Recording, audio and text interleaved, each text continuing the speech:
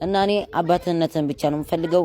ምንም ነገር ካንተ ገንዘብም ሆነ ምንም ነገር አልፈልግም። ውዳቂ ነው ስታይ 15 14 ዓመት የሚመስል ግን እድሜው 37 የሚገርም። ሰላም የቲክቶክ ቤተሰቦቼ፣ አሁን ዛሬ አንድ ችግር አጋጥሞኝ ነው የመጣሁት። እንግዲህ እኔ አባቴ ጋር ከተገናኘሁ ድፍን 18 ዓመት ሞላኝ። አሁን ግን አባትን ፈልገን አይተነዋል ብሎኝ የሚያውቁት ሰዎች፣ የቅርብ ሰዎች ስለዚህ መረጃ ሰጥተውኛል። አባቴ እንደምታዩት በዚህ በምስሉ ላይ ያለው ሰውዬ ነው እና እኔ አባትነትን ብቻ ነው የምፈልገው። ምንም ነገር ካንተ ገንዘብም ሆነ ምንም ነገር አልፈልግም። እባክህ አባዬ መተህ ማታ 4 ሰዓት ላይቭ ላይ ስለምገባ ምላሹን እንድትሰጠኝ ፈልጋለሁ። ዲኤንኤ ተመርምሮልን የአባትነት ምላሹን ማግኘት ፈልጋለሁ።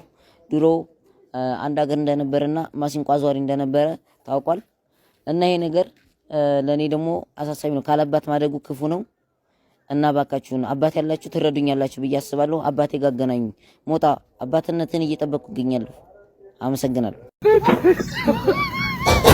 ለካ አባት አልኖር ብሎ ነው የምግብ እጥረት እንደዚህ ቀንጭሮ ጭንቅላቱን ቁመቱን ጨንቅሮ አይተዋል። ምላሱን የሚያውለበልብ ወጥቶ የ10 ዓመት ልጅ እኮ ነው የሚመስል። ግን እኮ 37 ዓመቱ ነው። የሚገርም ይሄ ቅል አንጠልጣይ ለእናቱ ኮንዶም ሲያቀብል ነበር እኮ ነው። ታዲያ አባት የለም ብሏል። አሁን ስሰማ ኮንዶም ለእናቱ እየገዛ ሲያቀብል ነበር ልጅ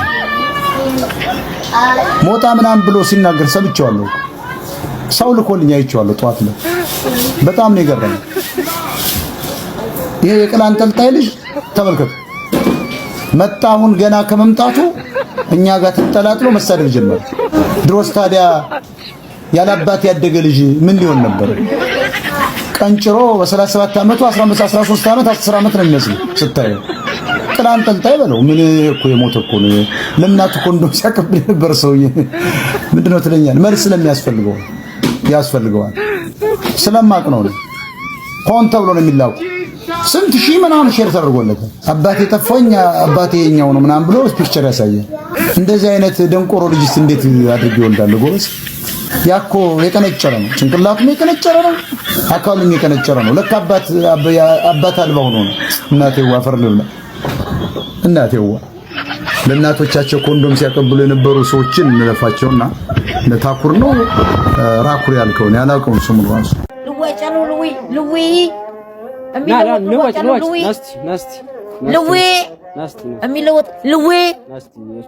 እቺ ነገር ያዛትና አረጋሽ ያዛት። ባሊዋንማ ገና መታጠቢ እቺን ያዛት። በዚህ ባሊ ምን አሪፍ ጋር ኧረ ዝም ብለው ቤት ወስደው ማለት ምጣዱን ያንሰሱበት። ጋሽ ምንድነው የቀደደው? ቀምሰው ነው እንደገዙት። ዝም ብሎ ይሄን ማለት ፌስታል ያስገቡና ልጅዎት ጋር ጥምጣም ኳስ ተጫወቱ። አንተ ዝም በል ታላቅ አይደል? ምን እኔውም አሳዝኖኝ ነው። ደስ ካለው ትንኩሽካ ምንድነው? እሺ ከምን ያደርግልኛል? ኧረ ቂጦ እንዳለው ጋለት ሲበዛበት ነው። ዝም በል ይቀጥል። ወሬ አታብዛ።